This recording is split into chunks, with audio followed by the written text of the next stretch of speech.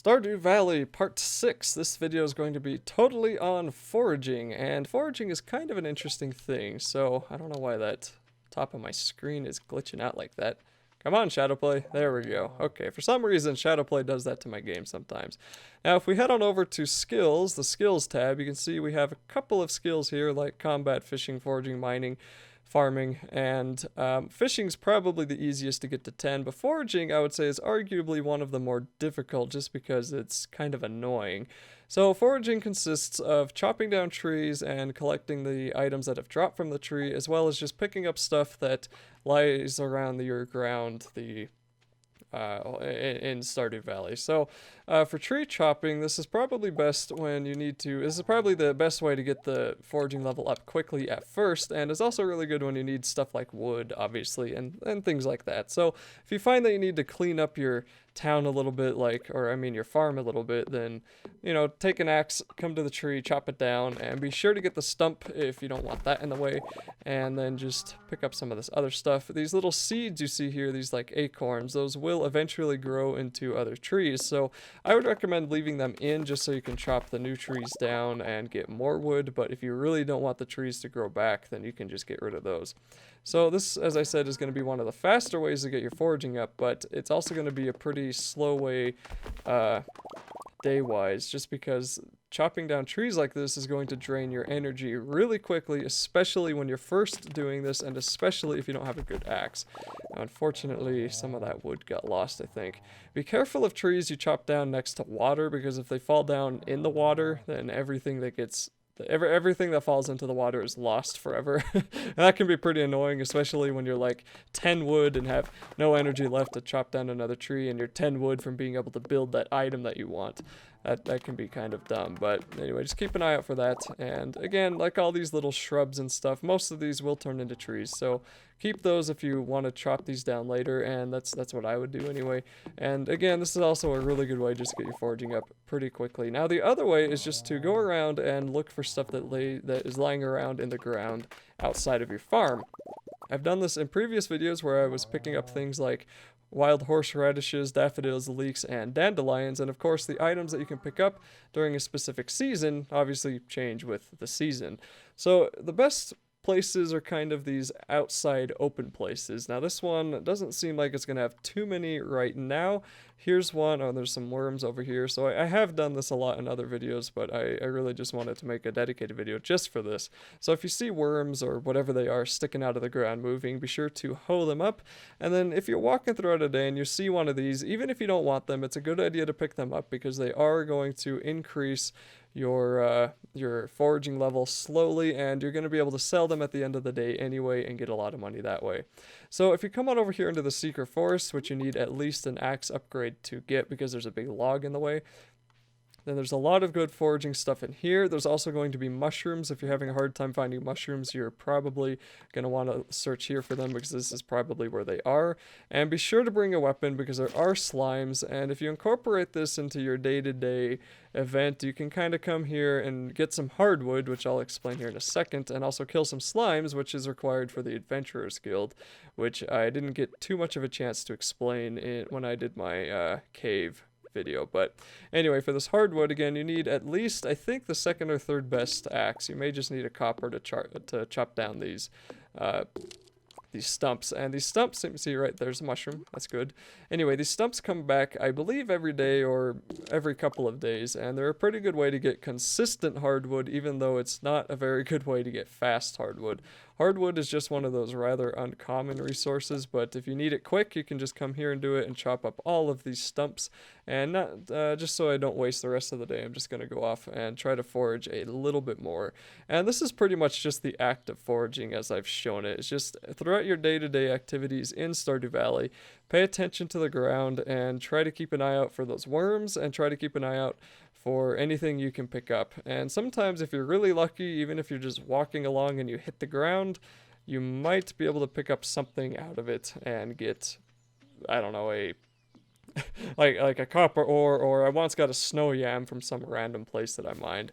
So this area is pretty good too. The beach is really good if you want things like shells and just, nautilus, stuff like that. Spring onions like to grow in this area. of Stardew Valley, and I'm actually surprised there's not more stuff here. So anyway, now I'm going to head on over to the beach to pick up stuff that's there. Is that a woman? Okay, it looked like you had a beard there. I guess that was the shadow of your hair. That freaked me out a little bit. She lives right there. I think that's Leah. So anyway, let's head on over to the beach. Even inside the town here, there can be stuff you can forage a little bit. And it's usually just stuff like the worms, but I'm not sure the worms count for foraging, but the worms will sometimes give you a book that you can use in the museum. Okay, okay, Haley's down here. This is going to be a cutscene that I didn't expect to happen. Let's see what this is about. What are you looking for, Haley?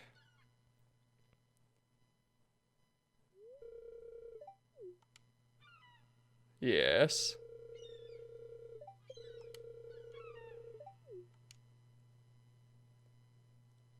Well, I guess now I gotta forage for Haley's bracelet. Or I'm buying her a new one. Okay, she didn't like that one. She is hard to make happy.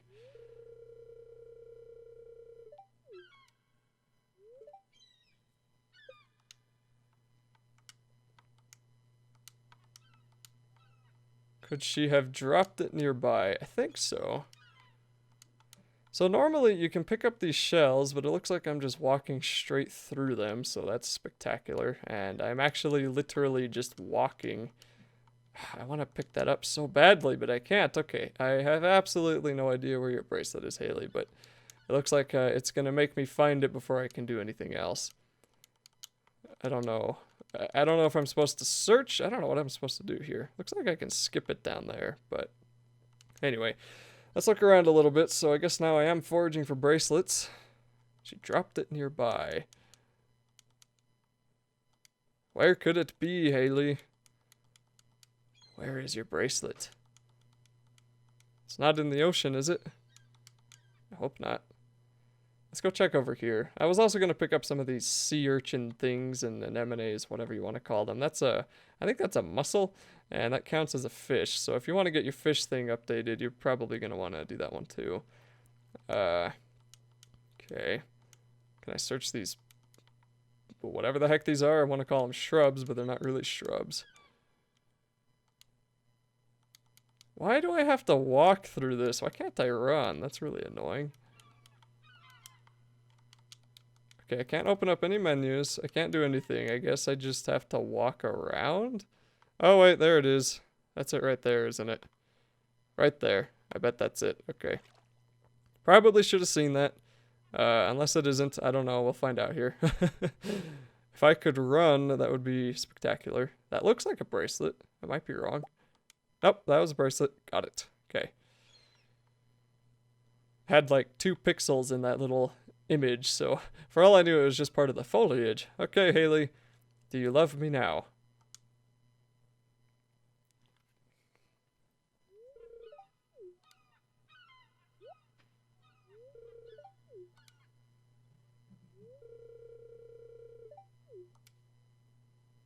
Well, I've been trying. I've been giving you many, many gems for many, many years. You are very expensive to make happy, Haley. Very expensive. Okay. Alrighty, so let's go do a little bit more. So we can get oysters, we can get clams here, and it's about 4 p.m. now. Was it 4 when I walked in here? Obviously, I mean in-game time.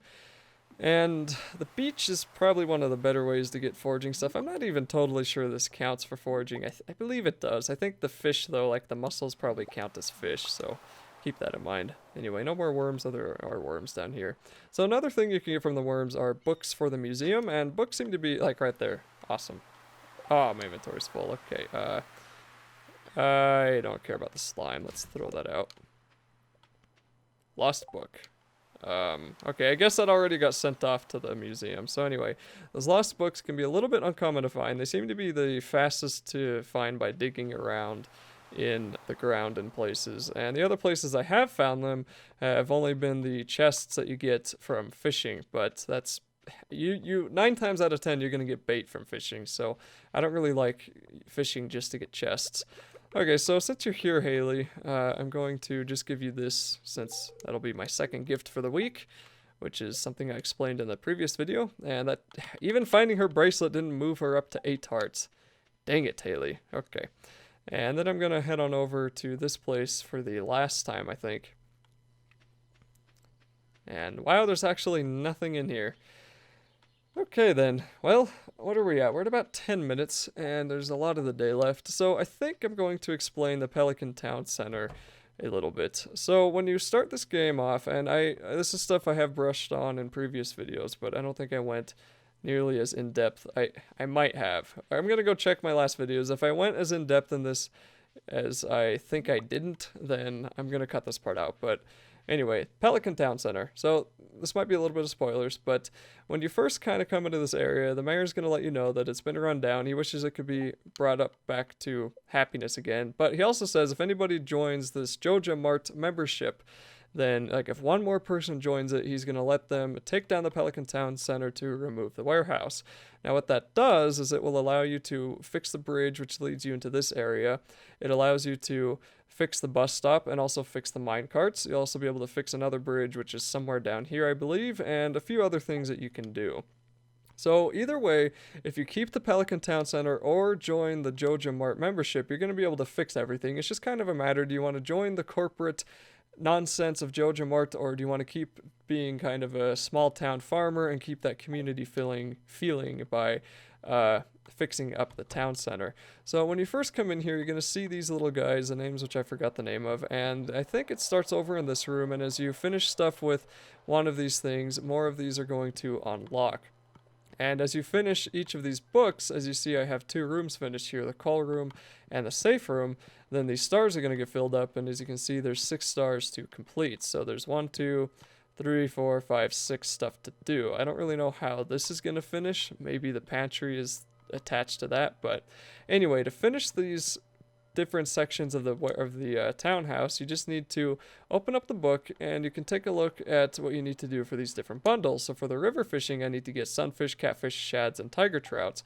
But for something that needs foraging, I need to come over onto either one of these. Now, if you're not really sure which one it is, you can check it in the center, in the town center, by going there physically, or you can open up your menu and click on the community center icon here. Then you can kind of scroll over, and I want to find the, not the quality crops, I want to find the foraging bundle. So I think that one is in the crafts rooms. That would be spring foraging, and here I can see that I need a wild horseradish, daffodil, leek, and a dandelion. Well, I know I am in the spring season, and I know that I have all 4 of those right here, so now I just need to come into whatever it was called. I think the pantry here. Nope.